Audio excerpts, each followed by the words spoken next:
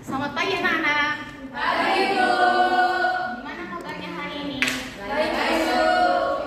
Syukurlah. Oke, sebelum kita mulai pembelajaran biar lebih nyaman, tolong lihat apakah ada sampah atau kursinya dirapikan.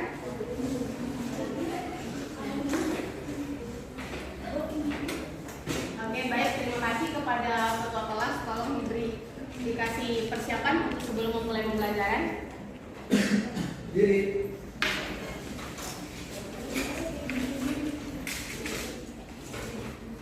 Baik, sebelum memulai pelajaran, marilah kita berdoa dan beragama dan percaya masing-masing berdoa yang benar. Doa mulai. Kepada Ibu Guru ucapkan selamat pagi. Selamat pagi, Bu.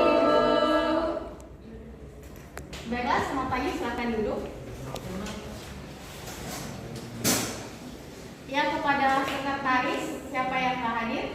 Hadir semua, Bu. Baiklah, terima kasih kalian semua hadir. Baiklah, sebelum mulai pembelajaran, Ibu akan kasih motivasi, yaitu kamu tidak harus menjadi hebat untuk memulai, tapi kamu harus memulai untuk kamu bisa menjadi hebat. Indikator pembelajaran sebelumnya, kita kan pertemuan minggu lalu sudah mempelajari pengertian bisnis retail. Jadi kepada siswa-siswi sekalian, apakah ada yang masih ingat apa itu bisnis retail? Saya, Bu. Baiklah, kepada Katri. Jadi, Bu, pada dasarnya bisnis retail itu adalah bisnis yang melibatkan penjualan barang atau jasa kepada konsumen dalam jumlah satuan atau eceran. Konsumen yang membeli produk atau jasa secara eceran itu bertujuan untuk mengkomunikasikan atau menggunakannya secara pribadi dan tidak menjualnya kembali, Bu. Baiklah, terima kasih. Itu betul sekali kepada siswa-siswi sekalian. Silakan beri aplaus kepada Katri.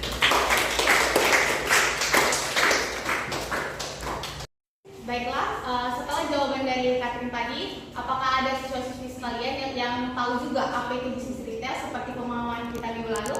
Ya, Bu. Ya, kepada Ando.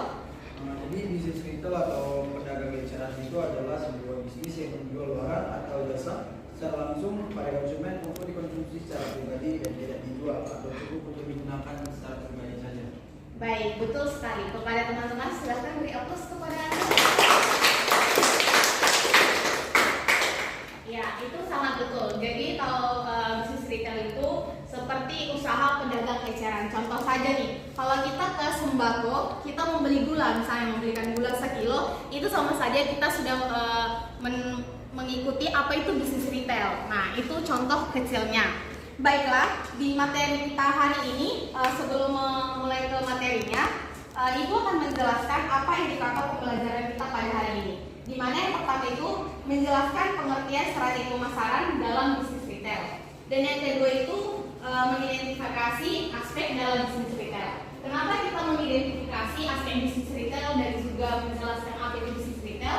Karena kita memiliki tujuan untuk pembelajaran ini, yang dimana tujuannya itu yaitu mahasiswa mampu membuat strategi bisnis retail dan menyelesaikan permasalahan-permasalahan dalam kehidupan sehari-hari, tetapi mengkaitkan bisnis retail tersebut. Karena masalah-masalah sehari-hari itu seperti kita tadi membeli gula misalnya kan, nah kita harus contoh kita beli 1 kilo, ternyata itu kurang dari 1 kilo. Nah, itu permasalahan juga dalam bisnis retail. Baiklah, yang selanjutnya itu kenapa kita membahas indikator ini? Karena dengan indikator ini kita mengetahui apa saja yang akan kita apa saja yang kita pelajari pada hari ini. Karena indikator ini adalah inti pentingnya kita untuk memulai pembelajaran. Baiklah, pembelajaran hari ini itu yaitu kita akan membahas 4 topik.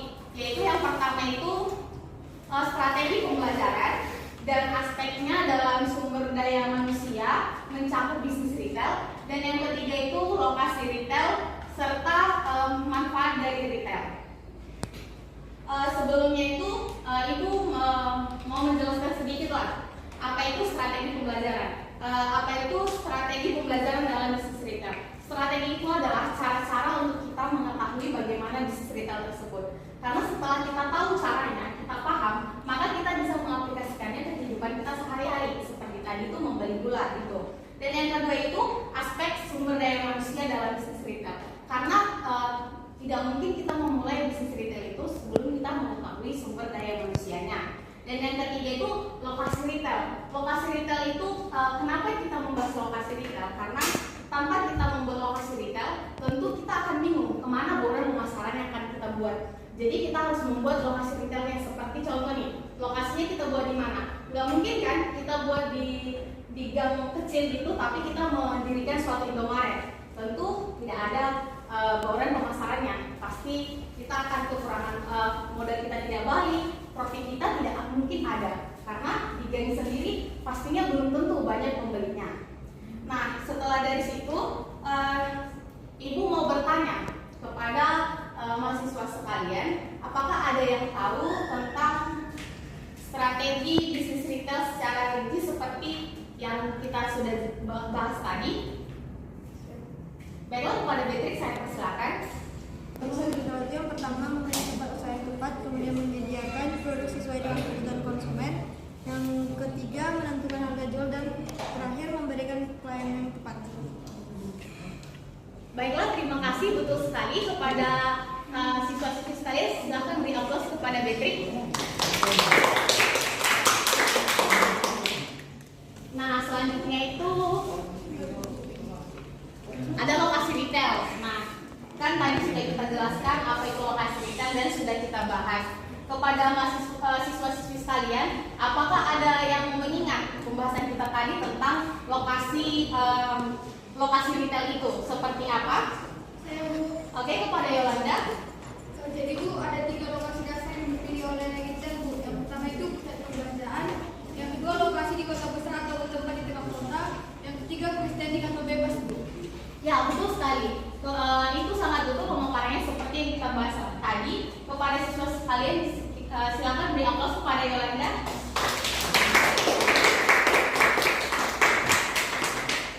Ya, baik, terima kasih kepada siswa sekalian. Berarti kalian sudah memahami pembelajaran kita yang mungkin masih singkat.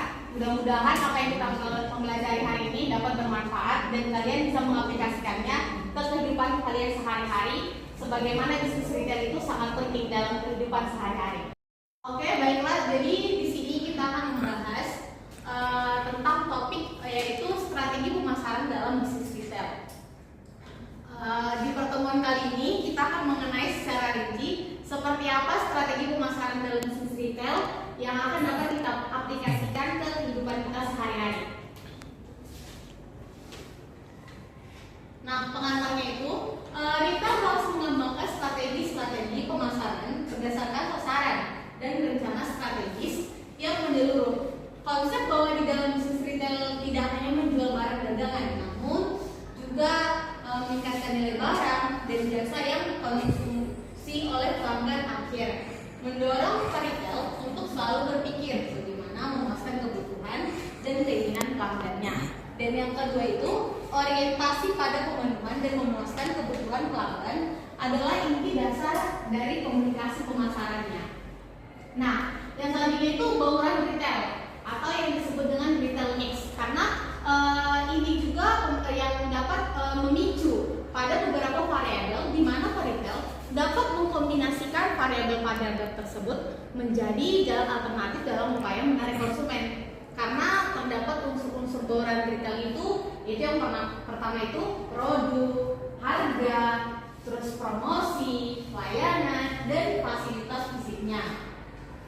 Nah, di sini ada beberapa bauran retail. Yang pertama itu yang seperti tadi itu produk. Kemana produk ini akan kita aplikasikan, yaitu keluasan dan kedalaman serta keragaman produk. Nah, kalau personalnya ini kemana? Yaitu ke pelayanan pelanggan dan penjualan pribadi. Kalau promosi ini seperti iklan, publisitas, dan juga perumas. Dan yang selanjutnya itu presentasi atau tata letak dan suasana. Dan yang keempat itu lokasi, yaitu site dan lokasi perdagangan, di mana kita melokasikan tempat kita memasarkan produk yang kita miliki itu. Dan yang terakhir itu harga, yaitu harga berapa harga yang akan kita berikan saat kita menjual produk. Kan itu harga itu kan tergantung seperti apa produk yang kita miliki nih. Kalau kita buat harga mahal, sementara produk kita biasa saja. Nah, mungkin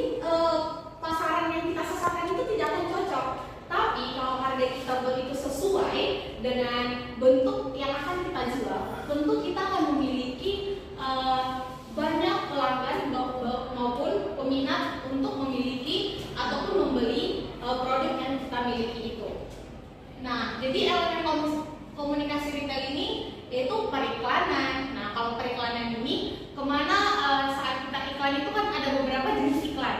Contoh nih, kalau kita jalan nih di jalan raya, nah, kita kan ada yaitu spanduk. Nah, di spanduk itu nanti kayak tertulis contoh nih kayak Skin TV gitu kan, pasti ada itu diberikan promosi Skin TV, iklan dari Skin TV gitu.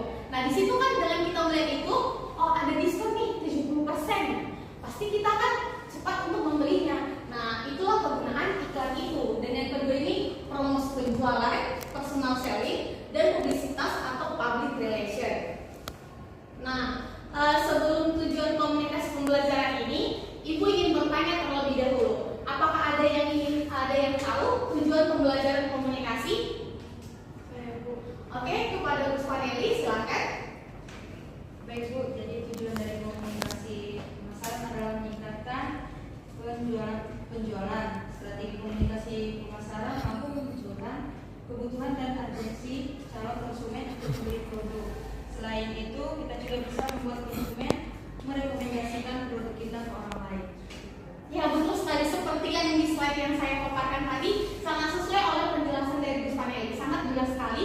Kepada teman-teman, kalian beri applause kepada teman kita. Baik, ya kan betul kan tujuan komunikasi pemasaran itu seperti yang dikatakan Bu Spaneli. Yang pertama, kita harus berusaha memberikan pengaruh dalam proses pengambilan keputusan pelanggan. Dan yang kedua, ada beberapa tahapan dalam pengambilan keputusan pelanggan. Yang pertama itu kesadaran dan pengetahuan tentang toko. Karena kalau kita tidak mengetahui seperti apa toko yang kita miliki, tentu kita tidak akan bisa melakukan tujuan komunikasi pemasaran kita. Dan yang kedua ini sikap yang menyenangi. Kalau misalnya muka kita murung saat konsumen datang, tentu tidak akan ada orang yang akan datang ke tempat kita, karena belum apa-apa muka kita sudah murung kan. Nah, yang keempat itu mengunjungi toko dan mengunjungi ulang dan berulang. Nah, selanjutnya advertising, yaitu secara umum tujuan periklanan yaitu yang pertama meningkatkan, dan kedua persuasif dan membandingkan, dan yang ketiga itu informatif. Nah, jadi setelah itu kita ada pertimbangan media. Pertimbangan media ini yang pertama, apakah media itu memang sesuai dengan tujuan periklanan yang kita miliki, atau apakah memang benar-benar mencapai target utama yang kita punya, atau apakah hemat dan cost effectiveness, atau apakah materinya atau naskahnya, atau siapa atau apa model yang ingin ditampilkan. Nah, seperti ini nih. Ini adalah tampilan dari suatu iklan promosi, yaitu tampilannya itu Frank, Kappa, dan BK. Nah, itu menampilkan apa? Burger King. Itu di mana tempat dia mempromosikan itu harus tepat sasaran. Tidak mungkin dia menampilkannya itu di gang. Otomatis pasti di jalan-jalan besar. Dan yang ke cara kita untuk merancang iklannya, yaitu yang pertama, cobalah kalimat yang lugas dan to the point. Yang kedua, rancanglah iklan yang sederhana namun efektif. Dan yang ketiga, gunakan ilustrasi dan grafis yang bila diperlukan. Yang keempat itu tampilkan produk terbaik kita dan sertakan harga atau rentang harga produk-produk yang kita tampilkan. Dan jangan lupa mencantumkan nama atau alamat kontak Anda pada iklan tersebut. Oke, baiklah. Terima kasih. Inilah selesailah pembelajaran kita, materi kita pada hari ini. Nah, di sini Ibu akan membagikan kepada adik-adik sekalian apa permasalahan yang kita ketahui dalam bisnis retail ini. Ini akan untuk memahami lebih rinci dan lebih kaji yang kita sudah pelajari ini. Karena terkadang kan kalau hanya saya saja yang bicara, kalian belum tentu mengerti. Tapi kalau kalian sudah mengaplikasikannya, kalian sudah mempelajari, pasti kalian akan memahami. Nah, jadi Ibu akan membagikan 4 orang dalam satu kelompok. Nah, ini metode problem based learning, yang dimana dalam ini nanti kelompok harus memberikan satu masalah yang ada dalam bisnis retailnya. Oke, 4 kelompok aja ya, satu orang 4 kelompok. Nanti satu orang yang menjelaskan tiap kelompoknya. Baiklah, setelah sudah berdiskusi tadi, kepada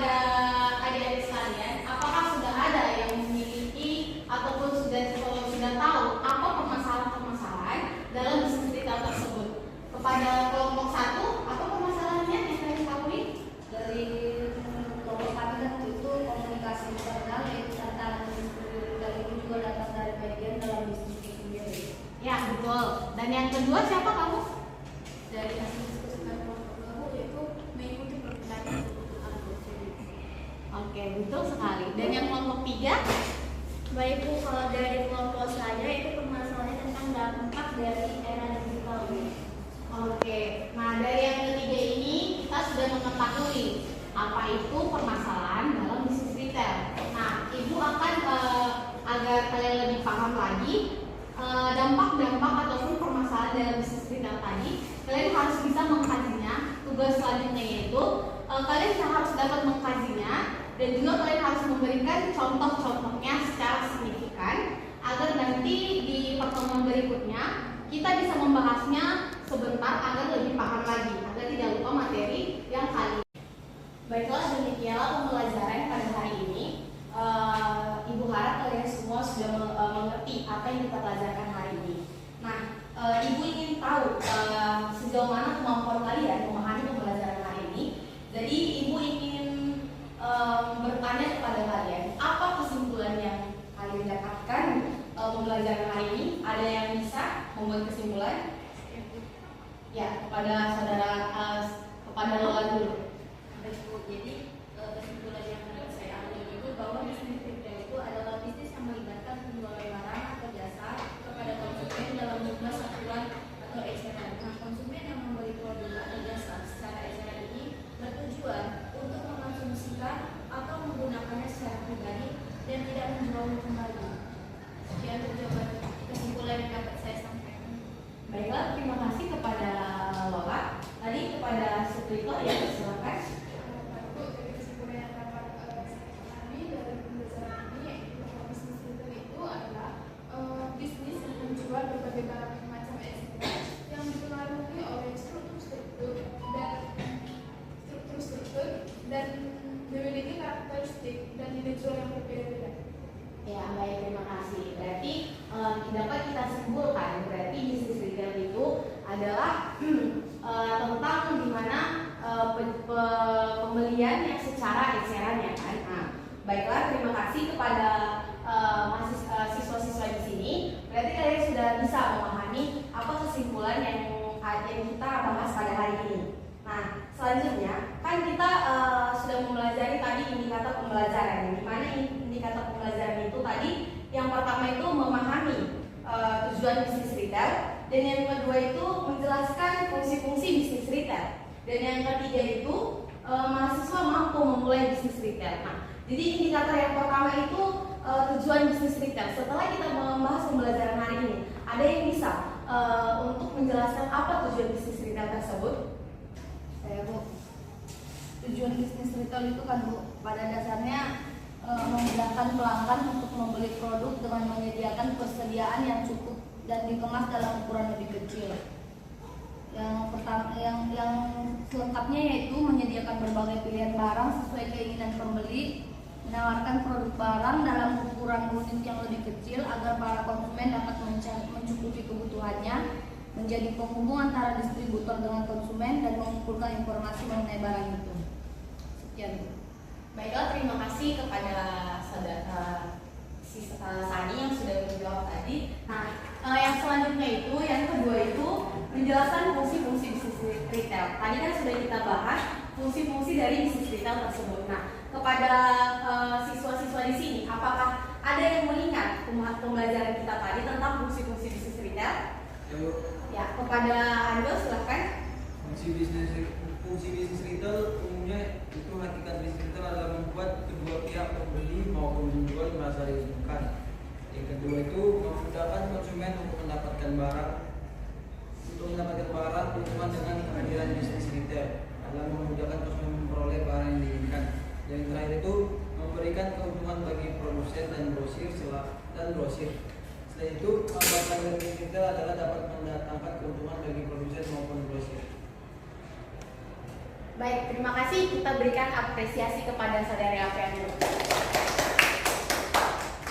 Baiklah, indikator yang ketiga itu mahasiswa kan mampu memulai bisnis retail. Nah, kepada siswa sekalian, apakah ada yang tahu bagaimana cara untuk memulai bisnis retail? Saya Berarti. Baik, silakan. Jadi di sini ada beberapa tips dalam memulai bisnis retail.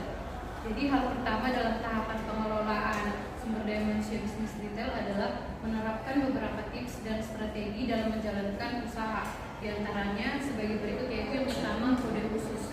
Saat menjalankan usaha retail, tentu akan ada ratusan barang yang harus diatur dan dipasarkan kepada calon konsumen. Jadi kita dapat memberikan beberapa kode khusus pada setiap item barang agar memudahkan kita untuk mengingat dan memperkirakan jumlahnya. Yang kedua itu tidak menaruh semua barang di display. Jadi kita harus menghindari untuk menampilkan semua barang yang dijual dalam display. Kita harus memilih beberapa item saja yang sekiranya laku di pasaran dan sisanya dapat disimpan di gudang persediaan untuk mencegah risiko terjadinya pencurian. Dan yang terakhir itu ada sistem first in first out. Bagi sebagian produk yang memiliki masa kadaluarsa singkat, kita harus memastikan untuk melakukan pengecekan rutin dengan sistem first in first out. Jadi hal ini bertujuan agar tidak ada barang yang terbuang. Baiklah, terima kasih kepada Mia. Ya, itu betul sekali. Nah, kepada siswa-siswa sekalian, mari kita beri aplaus kepada Mia karena telah menjawab. Nah, baiklah, demikian indikator dan juga pembahasan singkat. Ya, berarti siswa-siswa sekalian sudah memahami apa yang kita pelajari pada hari ini. Nah, kepada siswa sekalian, pada pembelajaran kita hari ini, apakah ada yang ingin mengkritik ataupun memberi saran dari hasil pembelajaran kita mulai dari awal pembelajaran sampai penutupan ini? Baiklah, mungkin tidak ada. Nah, jadi setelah kita sudah membahas tentang bisnis retail tadi, kita akan memperjelaskannya itu dengan cara mengerjakan tugas rutin. Nanti kalian buka di buku paket bisnis retail di halaman 88. Di situ ada tugas nomor 1 sampai 7 kalian kerjakan. Nah, itu akan dikumpulkan minggu depan. Di situ kita akan mengkaji lagi biar kalian makin ingat pembahasan pada hari ini. Baiklah, itu nanti akan dikerjakan secara individu ya, bukan berkelompok. Nah, untuk materi minggu depan kita akan membahas tentang strategi pemasaran yang lebih rincinya lagi, agar semuanya nanti setelah kita membahas bisnis retail ini kan masih di awal. Nah, nanti kita akan membahas yang lebih mendalam lagi. Baiklah, demikianlah hasil pembelajaran kita pada hari ini. Semoga apa yang kita pelajarkan itu mulai dari awal sampai akhir ini bisa sampai di pikiran kalian dan kalian bisa mengaplikasikannya, dan pada saat UTS nanti kalian bisa mengerjakan secara semaksimal mungkin. Nah, itu saja mungkin pada hari ini. Semoga ilmunya bermanfaat ya untuk kalian semua. Nah, selanjutnya kepada ketua kelas, silakan berikan salam untuk kita penutupan hari ini.